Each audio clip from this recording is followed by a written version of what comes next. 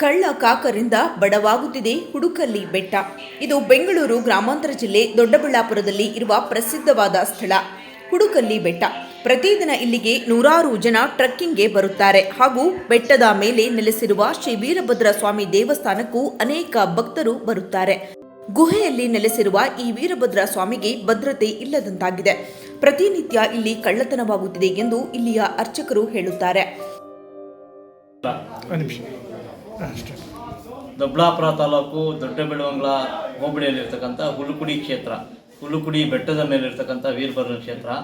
ಇಲ್ಲಿ ವಾರದಲ್ಲಿ 3 ದಿನ ಮಾತ್ರ ಪೂಜೆ ಇರುತ್ತೆ, ಅನ್ಯ ದಿನಗಳಲ್ಲಿ ತೆಗೆದೇ ಇರೋದಿಲ್ಲ. ಅನ್ಯ ದಿನಗಳಲ್ಲಿ ಕಳ್ಳಕಾಕರ ಕಾಟ ಹೆಚ್ಚಾಗಿದೆ. ಈಗೂ ಸಹ ಎಲ್ಲ ಹೊಡೆದಾಕಿದ್ದಾರೆ, ಬೀಗ ಎಲ್ಲ ಹೊಡೆದು ಒಳಗಡೆ ಹುಂಡಿ ಹಣ ಮಾತ್ರ ತಗೊಂಡಿದ್ದಾರೆ, ಬೇರೆ ಇನ್ನೇನು ಮುಟ್ಟಿರಲ್ಲ, ಬರೀ ಹುಂಡಿ ಹಣಕ್ಕೆ ಮಾತ್ರ ಬಂದಿರ್ತಾರೆ. ಹಾಗಾಗಿ ಈ ಕಡೆ ಸ್ವಲ್ಪ ವಿಚಾರಣೆ ಮಾಡಬೇಕು ಅಂತೇಳಿ ತಮ್ಮಲ್ಲಿ ಸವಿನಯ ಪ್ರಾರ್ಥನೆ. ಯಾವಾಗ ಕಳ್ತನ ಆಗುತ್ತೆ?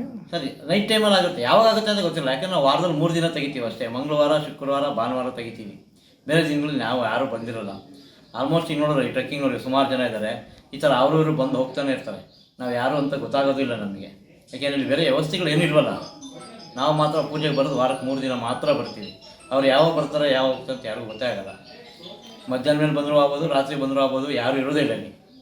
ಯಾರಿಲ್ಲ ಲೋಕಲ್ ಹೇಳೋಕ್ಕಾಗಲ್ಲ. 100% ಲೋಕಲ್ ಅವರೇ ಮಾಡೋಕ್ಕಾಗುತ್ತೆ, ಯಾಕೆಂದರೆ ಯಾರೋ ಗೊತ್ತಿರೋರೆ. ಯಾಕೆಂದ್ರೆ ಬರೀ ನೋಡಿದ್ರಲ್ಲ, ನೀವೇ ನೋಡಿದ್ರಿ, ಬರೀ ಉಂಡಿ ಮಾತ್ರ ಹೊಡಿದ್ದಾರೆ, ಬೇರೆ ಕಡೆ ಏನೂ ಮುಟ್ಟಿಲ್ಲ. ಅವರು ಬರೀ 2 ಬಾಕ್ಲು ಹೊಡೆದು ಒಳಗಡೆದೆಲ್ಲ ಏನೂ ಮುಟ್ಟಿಲ್ಲ, ಬರೀ ಉಂಡಿ ಮಾತ್ರ ಹೊಡೆದೋಗಿದ್ದಾರೆ.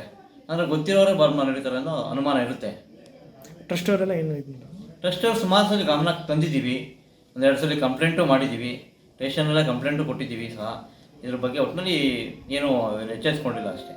ಇನ್ನು ಈ ದೇವಸ್ಥಾನ ಬೆಟ್ಟದ ಮೇಲೆ ಇರೋದ್ರಿಂದ ಭಕ್ತರ ಸಂಖ್ಯೆ ಕಡಿಮೆಯಾದರೂ ಬೆಂಗಳೂರು ಹಾಗೂ ಸುತ್ತಮುತ್ತಲಿನ ಪ್ರದೇಶಗಳಿಂದ ನೂರಾರು ಪ್ರವಾಸಿಗರು ಟ್ರೆಕ್ಕಿಂಗ್ಗೆ ಬರುತ್ತಾರೆ.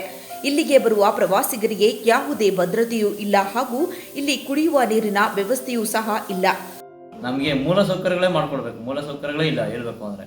ಈಗ ನೀವು ಬರ್ಬೇಕಾದ್ರೆ ನೋಡಿದ್ವಿ, ಗಿಡ ಗಂಟೆಗಳೆಲ್ಲ ಹತ್ತಿರಕ್ಕೆ ಬಂದಿದ್ದಾವೆ, ಓಡಾಡೋದಕ್ಕಾಗಲ್ಲ. ಹುಳ ಹುಪ್ಪಟೆಗಳು ಎಷ್ಟಿದ್ದಾವೆ, ಕ್ರಿಮಿಕೀಟಗಳಂತ ನೋಡ್ತಾನೆ ಇದ್ದೀರಾ, ಕಲ್ ಮೇಲೆಲ್ಲ ಹರಿತಾನೆ ಇದ್ದಾವೆ. ಯಾವುದೇ ಇದು ಅದು ಮೂಲ ಸೌಕರ್ಯ ತುಂಬಾ ಇದೆ.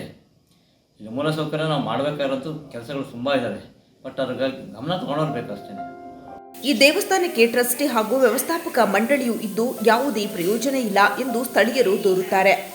ಇನ್ನಾದರೂ ಟ್ರಸ್ಟಿಯ ಸದಸ್ಯರು ಹಾಗೂ ವ್ಯವಸ್ಥಾಪಕ ಮಂಡಳಿಯವರು ಇತ್ತ ಕಡೆ ಗಮನ ಹರಿಸಿ ಇಲ್ಲಿರುವ ಸಮಸ್ಯೆಗಳಿಗೆ ಪರಿಹಾರ ಮಾಡಿಕೊಡಬೇಕೆಂಬುದು ಇಲ್ಲಿಗೆ ಬರುವ ಭಕ್ತರ ಬೇಡಿಕೆಯಾಗಿದೆ.